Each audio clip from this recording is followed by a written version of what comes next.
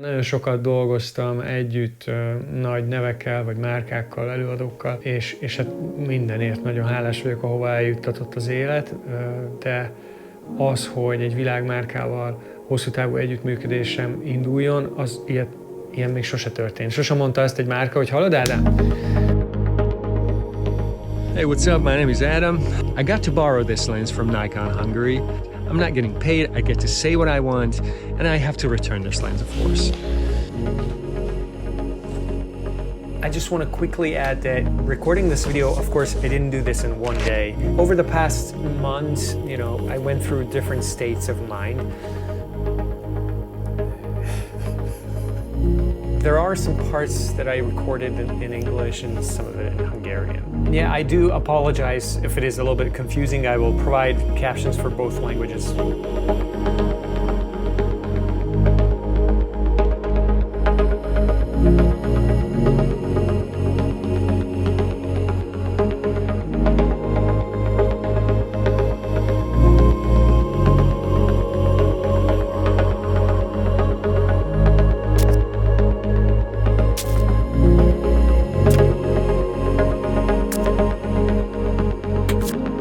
Temesi Ádám vagyok, és ez itt egy 095 Noct élményfilm, hogy milyen is volt valójában ezzel a 095-tel dolgozni. Real world felhasználása a 095-ös Obinak. A Nikon ZR videó után nagyon jóba lettem a Nikon Magyarországgal, és volt egy évvégi kis kalandom, egy utazás, amihez hát így félve, de megkérdeztem, hogy mi van akkor, hogyha megkaphatnám a 095-öt. Én álmodoztam róla, hogy úristen, milyen lenne, ha ezt legalább egy napra megkaphatnám, és csinálhatnék pár képet, hogy milyen élmény lehet ezzel az objektívvel képeket készíteni.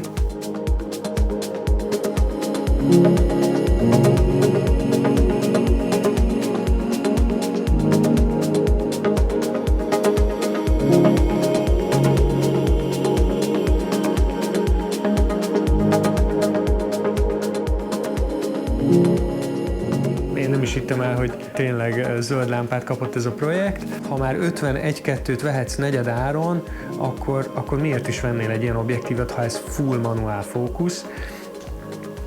Az a helyzet, hogy igen, ez egy 2 kg-os manuál fókusz objektív, ami közel 4 millió forintba kerül.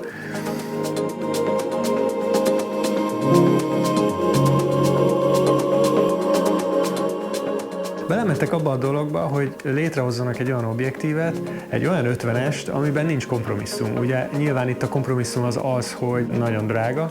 50 mm 58, egy 50-eshez képest, egy alapobjektívhez képest ez egy hatalmas objektív. Nyilván, hogyha például egy Red Komodo-ra ráteszünk egy vélokaksit, meg egy ennél kisebb objektívet, akkor már sokkal nagyobb, mint ez a set.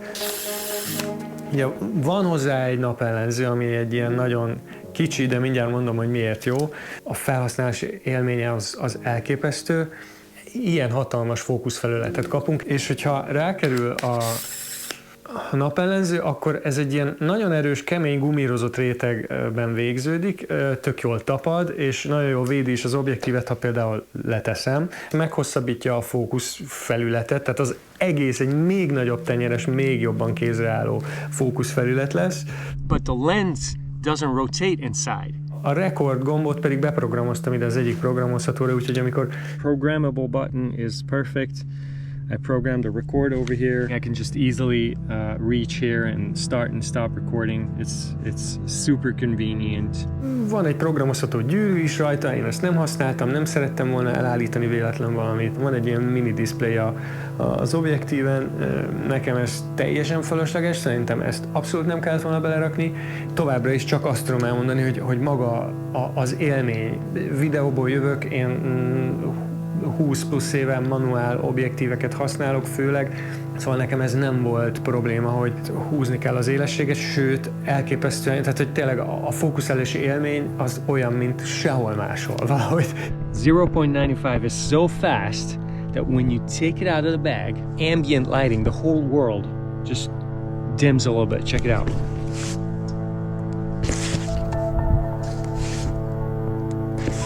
Sucks all the light away, man.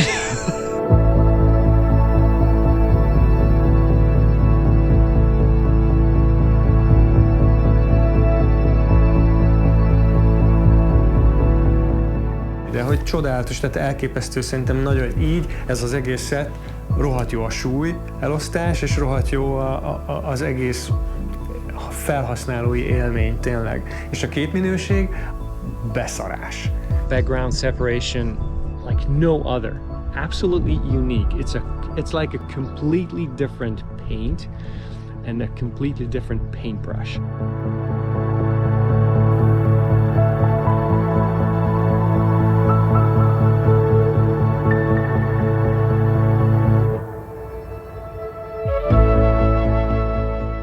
Szóval, hogy ez a kibaszott nagy helyzet, és hogy nyilván perspektívába rakjuk itt a dolgokat.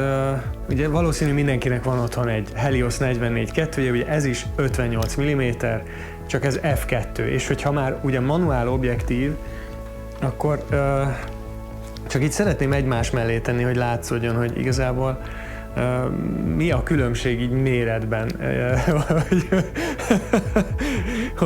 Mind a kettő egy manuál 50-es, csak ez 0,95, úgyhogy nincs kompromisszum, ez pedig nyilván az akkori tudománynak megfelelő f2, és amikor megjelensz ezzel a lencsével, akkor tényleg tágra nyílt szemekkel néznek, hogy ez milyen objektív, ez valami tele? Nem, ez egy 50-es. Micsoda? Ez egy 50-es, haver!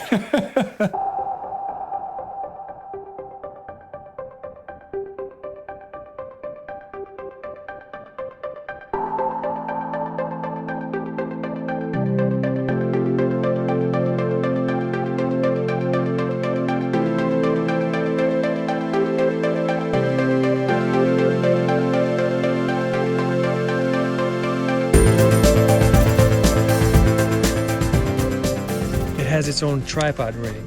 Now I have a cool little travel tripod with me. This is a Ulanzi head, which is a quarter mount head, and this is just a gimbal stand, and this is what makes it like super small. I can just easily throw it in a backpack. It's not really heavy, and it can easily support the weight of the camera. If I want to do just a quick, setup shot, it's just really easy to put it down, and it holds it really steady. And so here's when the tripod ring really comes in handy. You can turn this around, and the balance right now is really good for a top handle, and like this I don't really need to put a cage on the ZR. The lens and the camera works so well together. I mean, I just love it how in balance this is, and this little stupid tripod just makes a whole lot of difference when using the camera.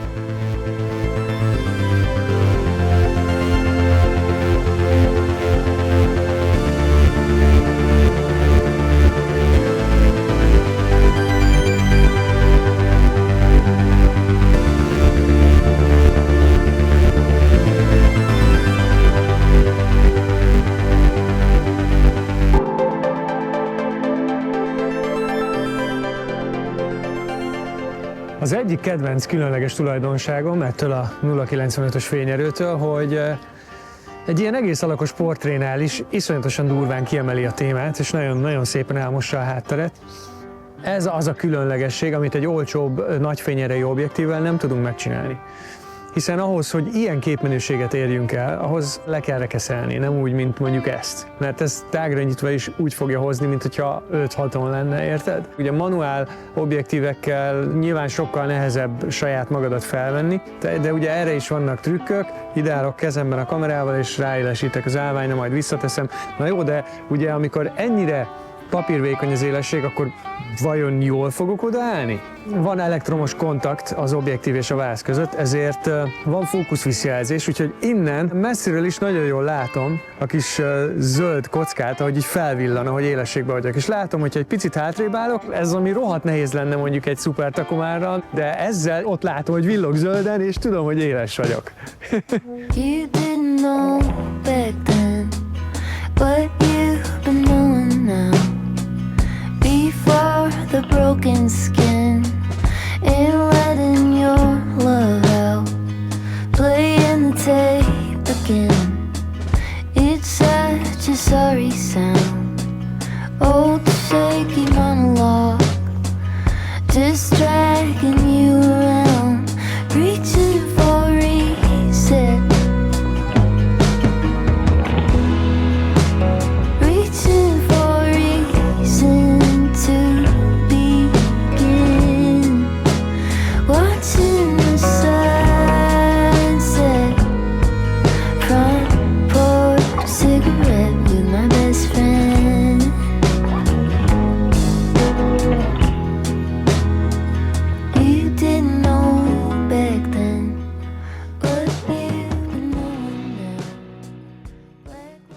Na, az a lényeg, hogy szerettem volna egy ilyen kis karakter, moodbeli különbséget, ugye más épp nekem is rendelkezésre álló 50-esekkel csinálni. Nem tudom, szerintem fura szó az, hogy összehasonlítás, nem összehasonlítani akarom. Én azt szeretném megmutatni, hogy a 0,95 konkrétan tényleg mennyire durván más. Ugyanaz a gyújtótávolság, a Helios 44.2, tehát ugye ez F2. Boom! 0,95. Tök jó a karaktere, hogy ilyen jó swirly, ugye a széleken elkezdik kanyarodni, mint a szemét. Az ifával Lajos Bályi takeri neki, az kanyarodik a széle, mint a disznó. Nagyon aranyosan énekel a kismadár. Szóval ez tök érdekes volt, még sose csináltam ilyet. Nekem is hasznos volt ezt így látni. Ez egy FD 51.4-es.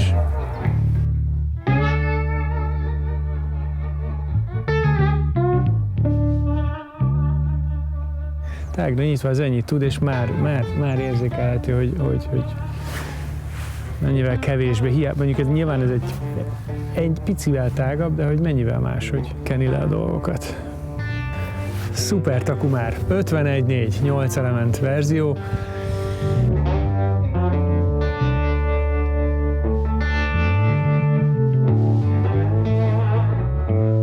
Én is például fejben úgy képzelem el a rekeszértékeket, hogy ezek ilyen egyenlő egységek. 1,4, 2, 2,8, 4, 5,6. Tehát, hogy ezek közben nem. Közben ezek hatványozottan nőnek mindig. Például 5,6, aztán 4, aztán 2,8, aztán 2, aztán 1,4, és 0,95, az meg már, ez már hatványozottan nagyobb lépték. És ez most látszik is. Ez az obi egy kicsit kakuktojás, ugyanis ez nem nagy fényerejű, ez csak egy 2.4-es Leica, viszont cserébe nyilván k***a jó. Ez nagyon jó street lencse, nagyon kicsi. De ezt is bedobtam a tatyóba, ha már 50-es legyen itt.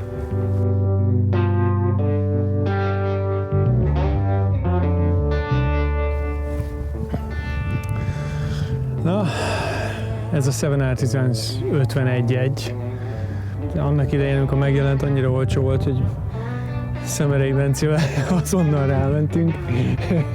És hát ez is egy tök jó mooder, de hát nyilván tágra nyitva azért itt el lehet köszönni dolgoktól, de figyelj. 0,95. Úristen!